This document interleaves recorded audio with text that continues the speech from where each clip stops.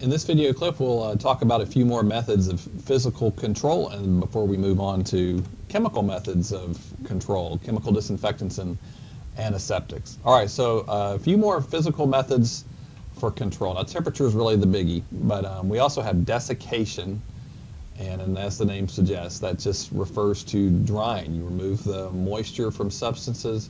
That makes it much harder for microorganisms to survive, as you might guess. Now, in many ways, this is going to be more germostatic than germicidal, because a lot of microorganisms, when they're deprived of moisture, can kind of go into a suspended animation state. You know, that's especially going to be true for things like endospores. But think about desiccation and how it's used for food preservation. I got a picture of some beef jerky over here. You know, one of the main reasons why beef jerky can sit around in a plastic package at the gas station for a couple of years or so before somebody comes along and buys it and not spoil is because of the lack of moisture there. Most microorganisms that cause food spoilage are not going to be able to grow without moisture. All right, and then osmotic pressure. So osmotic pressure revolves around solute concentration. So if you have microorganisms surrounded by a fluid that's very high in solute concentration, what's going to happen? The water is attracted to the solutes, so the cells are going to shrivel, and that's not going to be conducive to their being able to grow either. So osmotic pressure can be used as well to control the growth of microorganisms. And what else do you know about something like beef jerky? Very salty.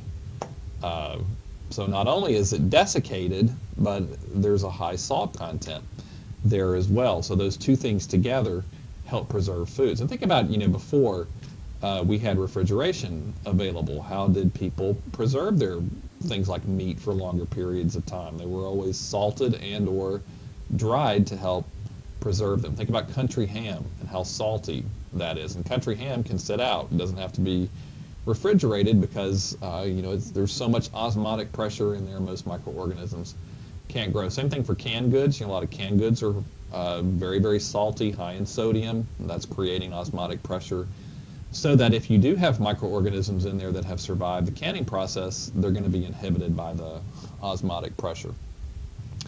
This term lyophilization,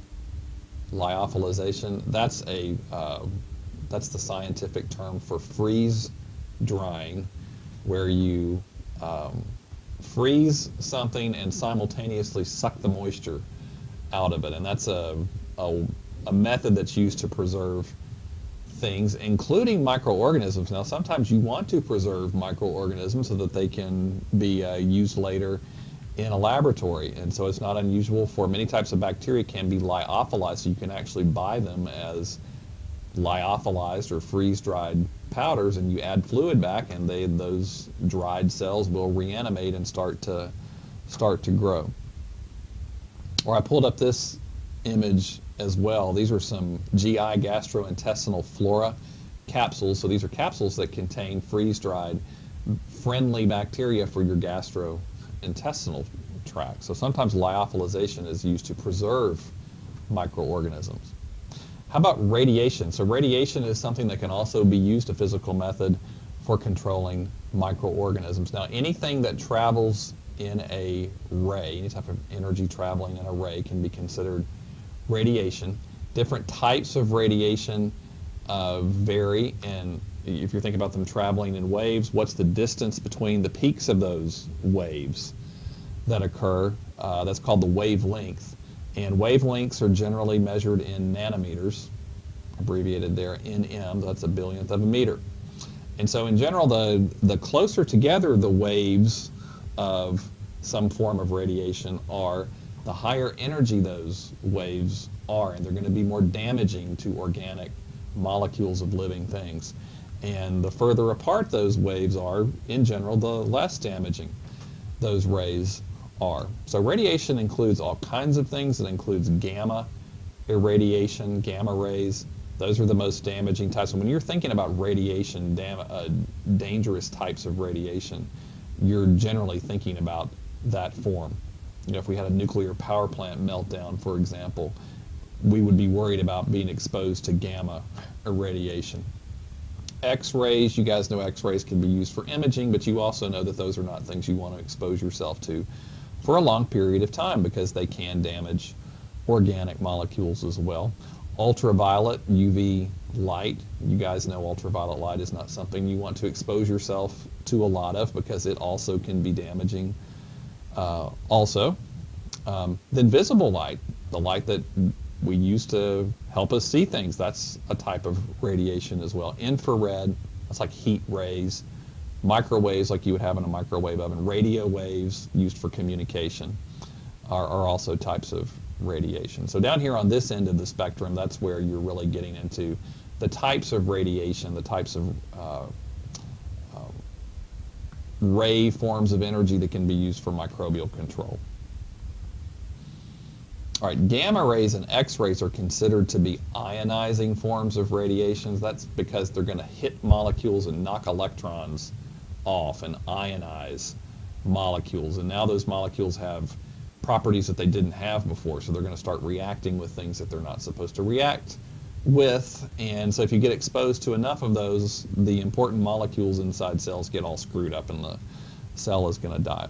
Ultraviolet light is non-ionizing, so that form of radiation doesn't bump into molecules and knock electrons off.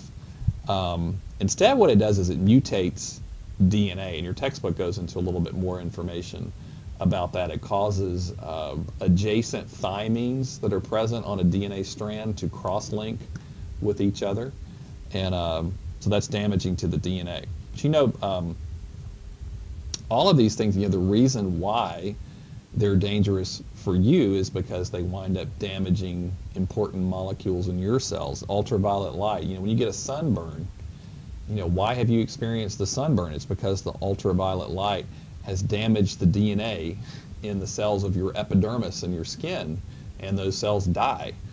And so that's why the epidermis peels off, and you have the redness and the swelling and the pain from the inflammation. Your immune system is being recruited in to deal with that damage. So you've certainly observed ultraviolet light damage before for you, and microorganisms are susceptible to that damage also.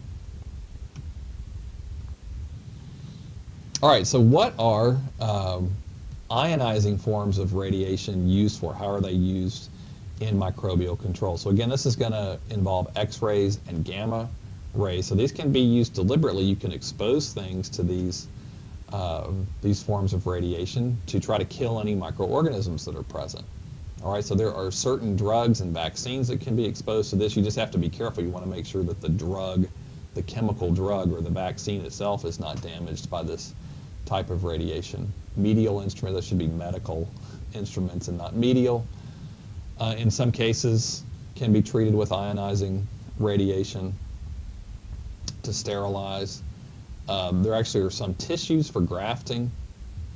And I think the idea here is there's an exposure limit because you can't just keep bombarding a tissue you're going to use for a skin graft or something like that for a super long period of time because you're going to wind up killing the tissue as well. So doses here would be very important. Foods, there are irradiated. You've probably heard before about irradiated foods. Some people don't like that, but there are quite a few foods that we purchase that have been exposed to gamma irradiation. And the idea there is to try to help inhibit or slow down any food spoilage. So you got some tomatoes, you shoot some gamma rays through the tomatoes. If there are any bacteria on the inside of the tomato that are going to cause the tomato to start spoiling, maybe you can kill most of those bacteria.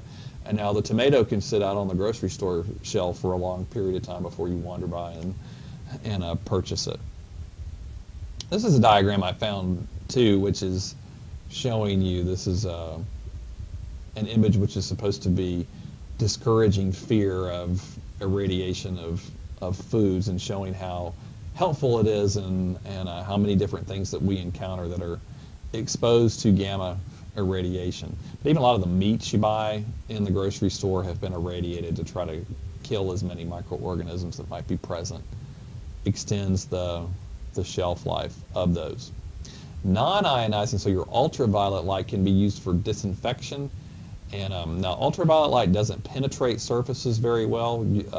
X-rays and gamma rays will penetrate surfaces so that you could kill bacteria inside a tomato or an apple or whatever.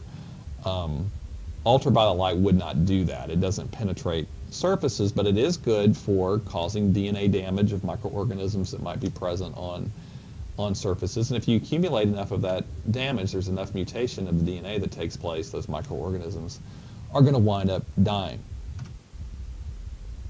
Interestingly, just good old visible light.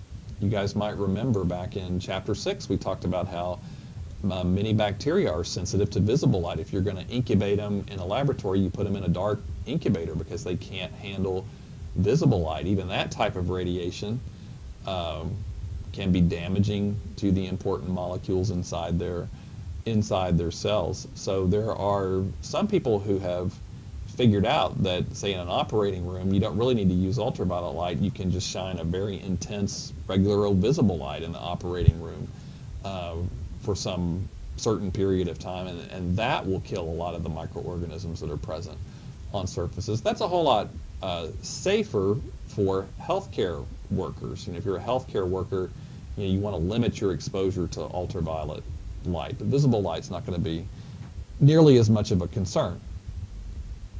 All right, filtration is another type of physical control method. And this is used for air or fluids. And so what a filter is, this is a diagram of one showing you here. A filter is like a type of membrane or surface that has pores in it.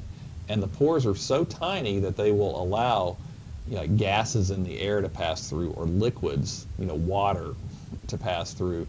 But any microorganisms get trapped by the filter. So they function kind of like a coffee filter would. You don't let the coffee grounds pass through, but you do let the liquids pass through, except in this case, the microbes are the coffee grounds.